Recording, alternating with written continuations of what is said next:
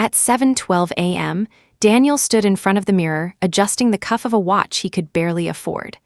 The logo on the dial mattered more to him than the time itself. Outside his apartment sat a leased German SUV with a monthly payment larger than his retirement contributions. Inside his closet were designer shirts still carrying debt on a credit card, charging 24% interest. His Instagram profile looked successful enough to fool former classmates, distant relatives, and strangers online. Which was exactly the problem, because none of it was real wealth. It was visual wealth, borrowed wealth, temporary wealth, the kind designed to be seen before it disappears. 3 hours later, Daniel walked into a corporate networking event expecting admiration. Instead, his confidence collapsed within seconds. The woman leading the meeting wore no visible brands, no flashy jewelry, no luxury logos. Her shoes looked 10 years old. Her handbag was plain leather with no recognizable markings. She spoke calmly, never raised her voice, and never once tried to dominate the room. Daniel assumed she was middle management. Then someone whispered that she owned a major stake in the company. Her investment income alone exceeded Daniel's annual salary several times over. And suddenly, the entire room looked different. The expensive belts, the leased luxury cars, the loud watches, the perfectly staged social media lives, they no longer looked rich, they looked desperate. Because people who understand real wealth stop signaling it the way struggling people imagine they should. Most people do not actually want wealth. They want the appearance of wealth. Those are completely different pursuits with completely different outcomes, but modern culture intentionally blurs the line between them because the illusion is easier to sell than the structure. The appearance of wealth can be purchased immediately. A luxury badge can be financed in one afternoon. A designer bag can be split into monthly payments. A first-class seat can be booked on a credit card. An expensive dinner can be photographed before the bill creates regret. Real wealth works in reverse. Real wealth is usually invisible during the years it is being built. It looks like restraint. It looks like repetition. It looks like driving the same reliable car long after the ego wants an upgrade. It looks like investing automatically every month while nobody notices. It looks like saying no repeatedly in a culture addicted to showing off. That difference is where the confusion begins, because the modern economy profits when people confuse visible consumption with financial success. Social media accelerated the distortion beyond recognition. Algorithms reward visible luxury because visible luxury creates emotional reactions. Nobody goes viral for contributing consistently to index funds for 15 years. Nobody gains followers for avoiding lifestyle inflation. Nobody receives validation for quietly building financial margin. But post a luxury vacation beside a rented sports car, and people immediately pay attention. The result is predictable. Millions of people now spend enormous amounts of energy manufacturing the appearance of success, while their actual financial structure quietly deteriorates underneath them. And people who already possess real wealth can recognize this pattern almost instantly. Because once you've spent enough time around actual money, performance becomes painfully obvious. Nothing exposes manufactured wealth faster than the entry-level luxury car, the base model BMW, the cheapest Mercedes, the leased Audi parked outside an apartment complex where the resident cannot comfortably cover a $2,000 emergency. Most people think these vehicles communicate success. To wealthy people, they often communicate the exact opposite. Because experienced investors and financially secure individuals immediately recognize the math underneath the badge. They know the person driving the car likely chose branding over financial efficiency. They know the monthly payment is probably consuming hundreds of dollars that could have been compounding inside investment accounts instead. They know depreciation is destroying value every single day while interest compounds against the owner simultaneously. That is not wealth behavior. That is appearance management. The irony is brutal. A fully loaded Toyota Camry or Honda Accord often provides better reliability, lower maintenance costs, lower insurance expenses, and superior long-term ownership economics than many entry-level luxury vehicles. But those cars do not produce the same emotional reaction from strangers. So people sacrifice financial flexibility for symbolic status. and wealthy people can see it instantly. Because real wealth prioritizes ownership efficiency over external validation. Someone truly financially secure does not need their vehicle to convince strangers they matter. The car becomes transportation, not identity. Utility, not performance art. This is why studies repeatedly show that many actual millionaires drive practical vehicles for years longer than middle-class aspirational buyers expect. The wealthy understand something the financially insecure usually do not. Every recurring payment silently steals future freedom. A flashy vehicle may temporarily elevate someone's image in public, but financial structure always reveals itself eventually, and debt disguised as luxury is still debt. Luxury logos were originally designed to communicate exclusivity. Now they often communicate aspiration instead. That reversal happened quietly, but people inside wealth circles noticed it years ago. The oversized designer belt buckle, the monogram-covered handbag, the shirt with giant branding across the chest.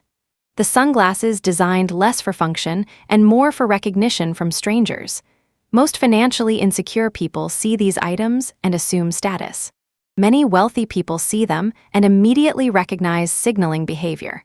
Because once someone reaches actual financial security, their relationship with consumption changes completely. They stop needing strangers to recognize the price of what they own. That psychological shift matters more than people realize. The person desperate to display logos is usually trying to receive external confirmation that they are succeeding. The branding becomes emotional reinforcement. A public announcement that says, "Look how valuable I must be if I can afford this." But genuinely wealthy people rarely think that way. They already know their financial position. They do not require constant visual proof of it. In many cases, they actively avoid obvious branding because attention itself becomes exhausting. This is why quiet luxury emerged. High-quality clothing with no visible logo. Exceptional tailoring without recognizable labels. Expensive materials only noticeable to people educated enough to recognize texture, construction, and craftsmanship. The signal became intentionally private, and that completely changed the meaning of loud branding. Visible luxury now often functions as compensation behavior rather than confidence. It tells experienced observers that the wearer still deeply needs recognition from the outside world, which usually indicates insecurity, not arrival. Because people who truly possess leverage rarely feel the urge to constantly advertise it. And the louder the branding becomes, the more experienced wealthy people begin suspecting there is very little underneath it.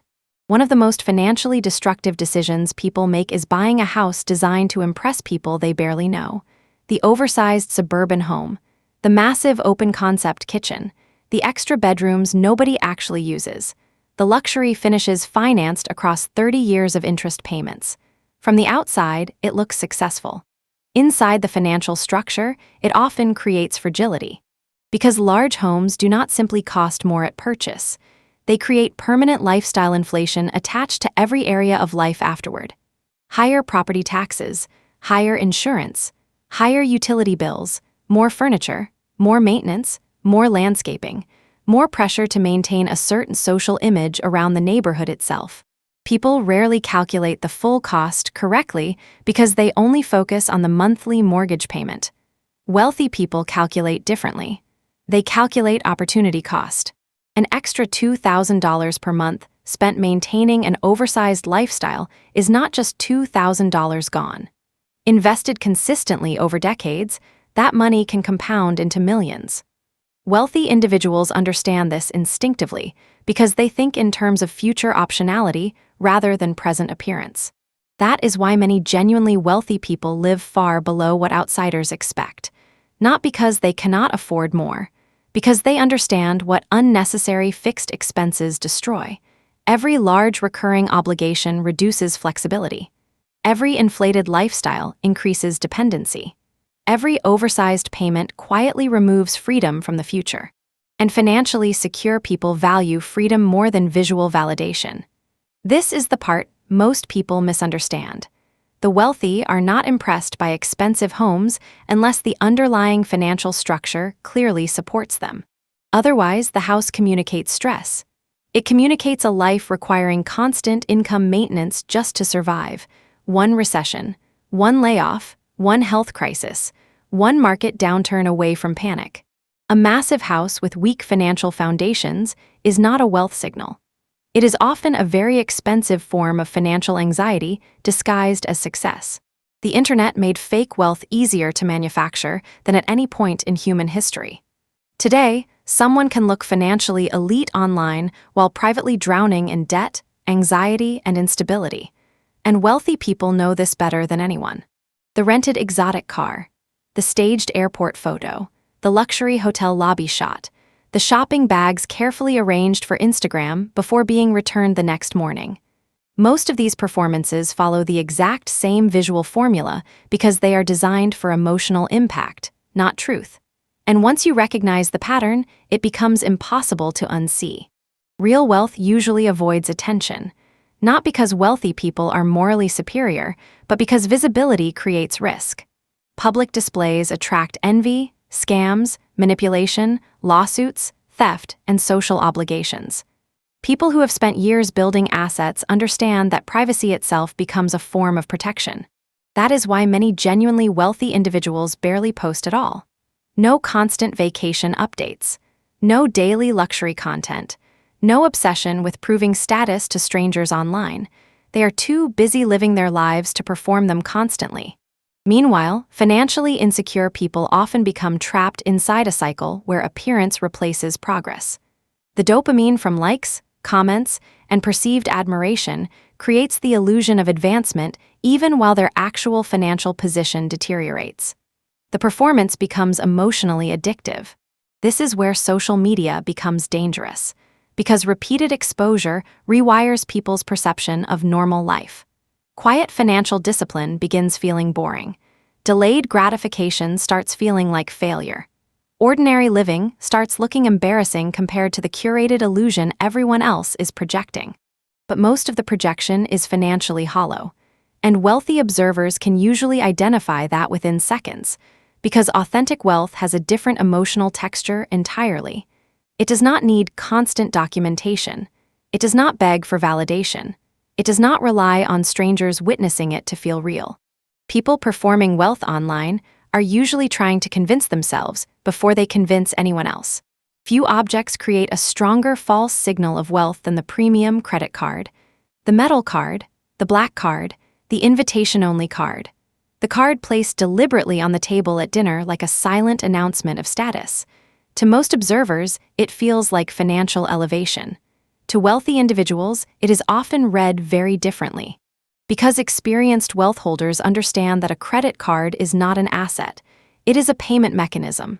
The design, color, and weight do not change the underlying economics, and the economics are simple. If someone is paying hundreds or even thousands of dollars annually for a card primarily for aesthetics or perceived status, that cost itself becomes a signal. Not of wealth, but of willingness to spend money on signaling. Wealthy people tend to use credit cards differently, not as identity objects but as efficiency tools: cashback optimization, travel points extraction, fraud protection, liquidity management. The card itself is irrelevant. What matters is what it produces. This is why many financially secure individuals do not care what type of card they use publicly. In fact, they often prefer low-profile tools that minimize attention and maximize utility, because attention has cost. And status signaling through financial instruments is often a net negative behavior when evaluated through a long-term wealth lens. The deeper issue is behavioral, not technical. People who flash premium cards are often reinforcing a psychological loop where consumption becomes identity. The act of being seen paying for something becomes part of the reward system itself. That is fundamentally different from wealth-building behavior, which prioritizes retention, compounding, and control over resources. Wealth does not need to announce itself at the point of transaction. In many cases, it deliberately avoids doing so. Because real financial security is not measured by what sits in your hand at dinner. It is measured by what remains untouched in your accounts long after the moment has passed. Travel is one of the clearest places where financial reality and perceived lifestyle completely diverge. On the surface, the trip looks like success. White sand beaches, luxury resorts, champagne at sunset, carefully curated photos that suggest freedom, abundance, and control over life. But underneath that surface, the financial structure is often very different. A large portion of luxury travel is not funded by surplus income. It is funded by credit cards, payment plans, and deferred consequences. The trip happens in 1 week. The repayment period stretches across months or even years. Wealthy individuals recognize this pattern immediately, not because they avoid travel, but because they understand the difference between cash flow travel and debt-financed consumption.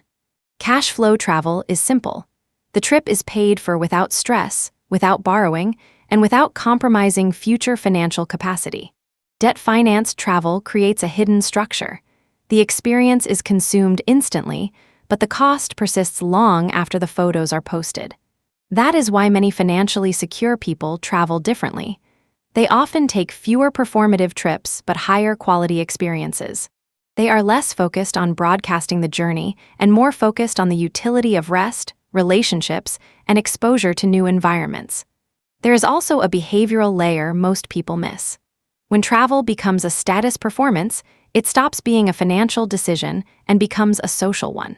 The goal shifts from what can I afford comfortably to what will look impressive online. That shift is expensive because it introduces comparison as a cost driver, and comparison has no ceiling. Someone will always post a more expensive resort, a more exclusive villa, a more dramatic itinerary. So the pressure escalates continuously, while the financial foundation underneath often does not improve. Wealthy observers recognize this loop quickly. They see the pattern of recurring big trips paired with visible financial strain in other areas of life, unstable savings, credit dependence, or inconsistent long-term investing, which reveals the underlying truth: a vacation is not a wealth signal. It is simply a consumption event. And when consumption is funded by debt rather than surplus, the signal being broadcast is not freedom. It is obligation. Education is where financial signaling becomes socially reinforced, which makes it harder to recognize. Unlike luxury goods, education spending is framed as responsibility, not consumption. That framing makes it one of the most powerful areas for hidden financial strain. The expensive private school, the elite university name drop, the out-of-state tuition paid with loans, the prestige program chosen for status rather than measurable outcome. On the surface, it all looks like investment in the future. And sometimes it is.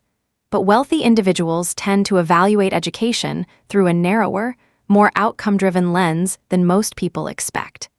They distinguish between education that materially increases long-term earning capacity and education that primarily functions as a social signal. That distinction changes decisions. In many cases, financially secure families will choose public schools, mid-tier private schools, or less prestigious universities if the academic and professional outcomes are comparable. The priority is not the label of the institution, but the trajectory it produces. Meanwhile, in middle-income environments, education often becomes a status anchor. The school name becomes identity capital.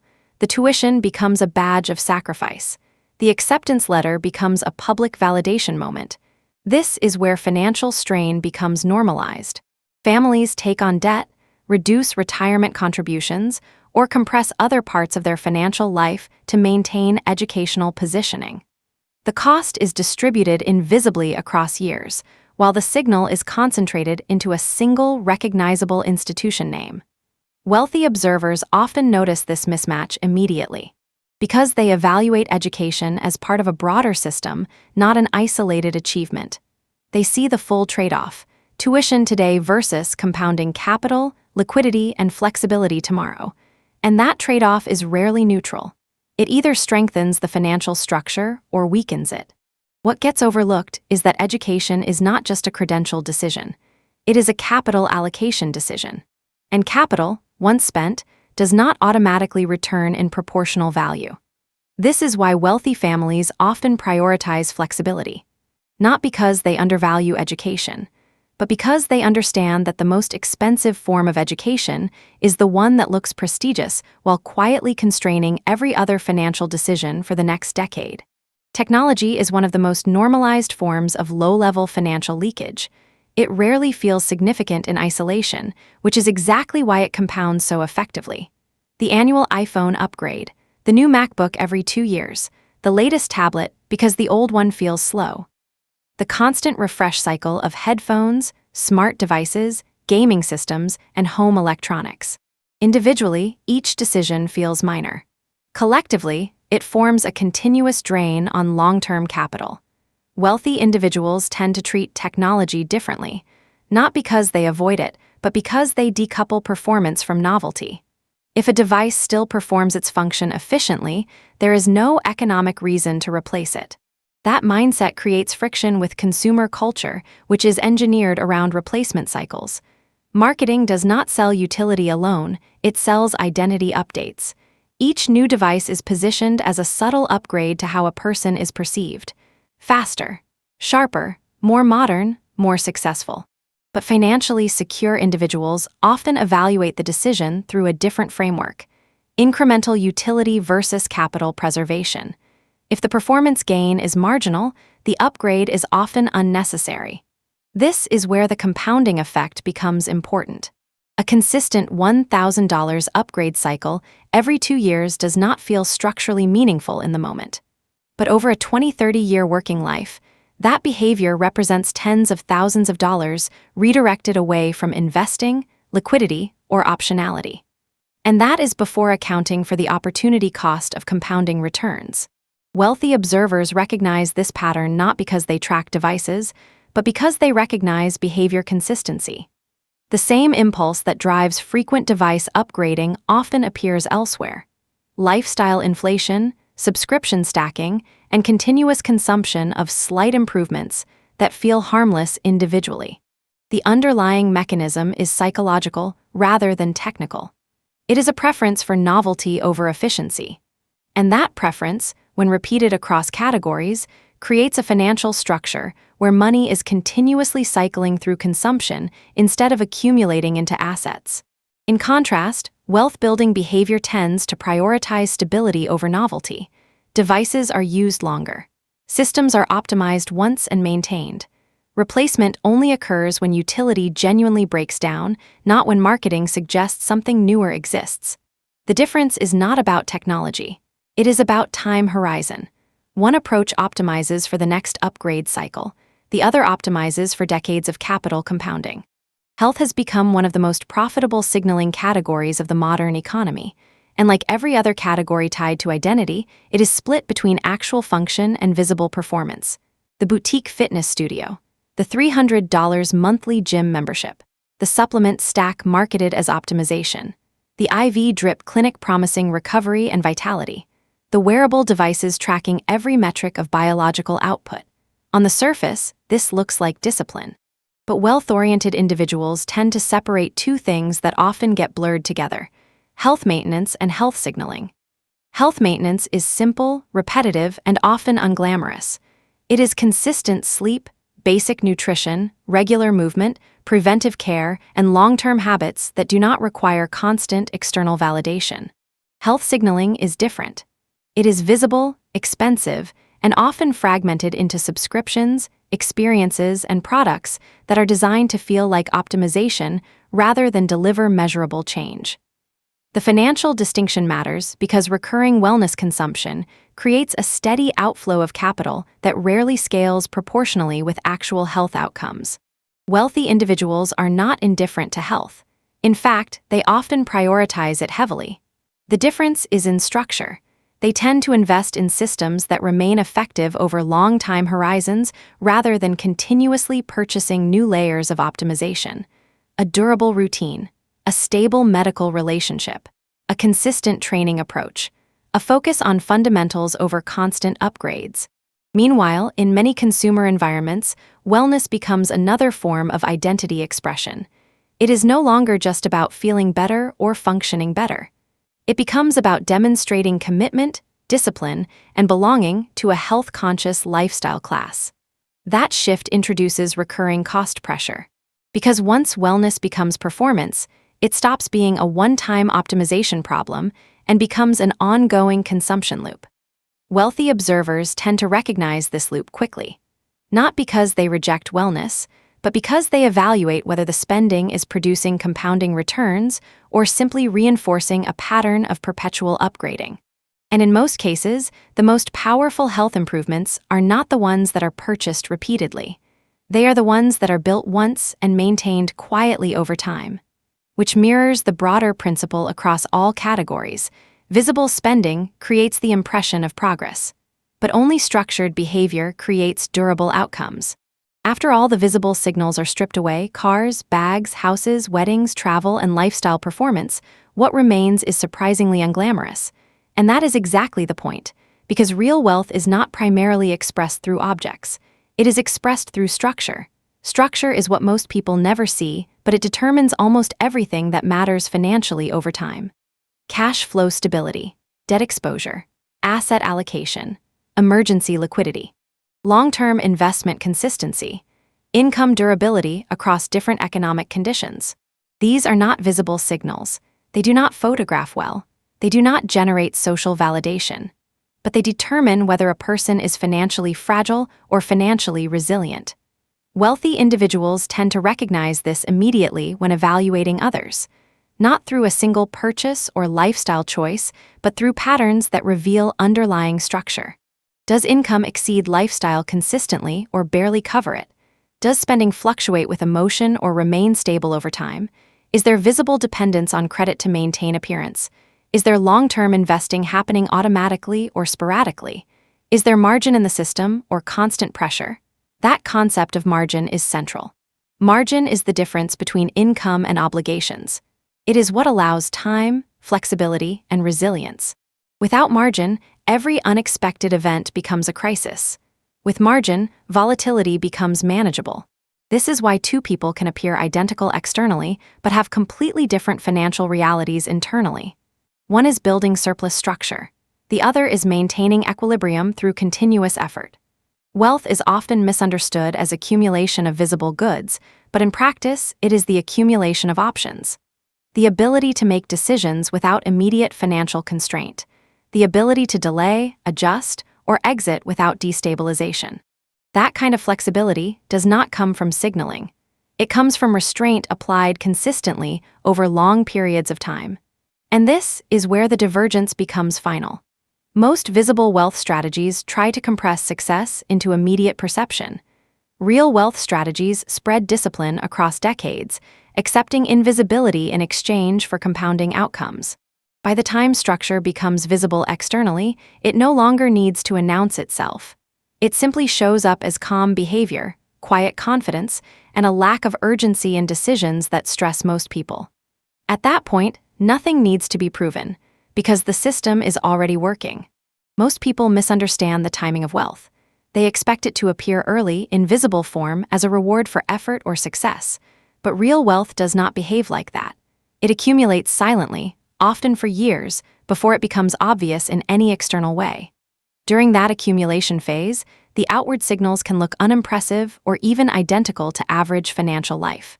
The difference is not in appearance, it is in internal structure that no one else can see. Small monthly surpluses instead of break-even living, automatic investing instead of reactive saving, stable expenses instead of expanding lifestyle pressure, low dependency on credit instead of continuous borrowing, long time horizons instead of short emotional cycles. These patterns do not create social attention. They do not produce immediate status. In fact, they often look boring or indistinguishable from restraint without purpose to outside observers. But over time, they compound into something very different, because compounding does not reward intensity. It rewards consistency over long duration. This is where the divergence becomes permanent. People focused on signaling tend to experience financial life as a series of resets, new purchases, new cycles of consumption, new attempts to maintain an image that must constantly be defended. People focused on structure experience financial life as accumulation, slow, stable growth of assets that gradually reduce dependence on income and external validation. Eventually, the gap becomes obvious even without looking at possessions. It shows up in decision-making. One group makes choices under pressure. The other makes choices from optionality. One group reacts to financial events. the other absorbs them. And at that point, the signals that once seemed important, logos, cars, trips, appearances, fade into irrelevance compared to something much quieter. The ability to not be financially controlled by circumstances. That is the signal that actually matters. Everything else is just noise that fades the moment real structure begins to take hold. Most people misunderstand the timing of wealth. They expect it to appear early, in visible form, as a reward for effort or success. But real wealth does not behave like that. It accumulates silently, often for years, before it becomes obvious in any external way. During that accumulation phase, the outward signals can look unimpressive or even identical to average financial life. The difference is not in appearance, it is in internal structure that no one else can see. Small monthly surpluses instead of break-even living, automatic investing instead of reactive saving, stable expenses instead of expanding lifestyle pressure, low dependency on credit instead of continuous borrowing, long time horizons instead of short emotional cycles. These patterns do not create social attention. They do not produce immediate status. In fact, they often look boring or indistinguishable from restraint without purpose to outside observers. But over time, they compound into something very different. Because compounding does not reward intensity, it rewards consistency over long duration. This is where the divergence becomes permanent. People focused on signaling tend to experience financial life as a series of resets. New purchases, new cycles of consumption, new attempts to maintain an image that must constantly be defended. People focused on structure experience financial life as accumulation, slow, stable growth of assets that gradually reduce dependence on income and external validation. One group makes choices under pressure. The other makes choices from optionality. One group reacts to financial events. The other absorbs them. And at that point, the signals that once seemed important, logos, cars, trips, appearances, fade into irrelevance compared to something much quieter. The ability to not be financially controlled by circumstances. That is the signal that actually matters. Everything else is just noise that fades the moment real structure begins to take hold. At this point, the misunderstanding usually becomes clear, but not to everyone. Because the hardest part of this entire system is not recognizing what signals wealth. It is unlearning the idea that wealth needs to be signaled at all. Most of what people interpret as rich behavior is actually just high-visibility consumption layered over unstable foundations. And most of what actually produces wealth is invisible for long stretches of time precisely because it is not designed to be seen. That is the core inversion. The loud system is optimized for attention. The quiet system is optimized for compounding. Attention pays immediately in social currency, but decays in financial value. Compounding pays slowly in financial value, but eventually dominates everything else.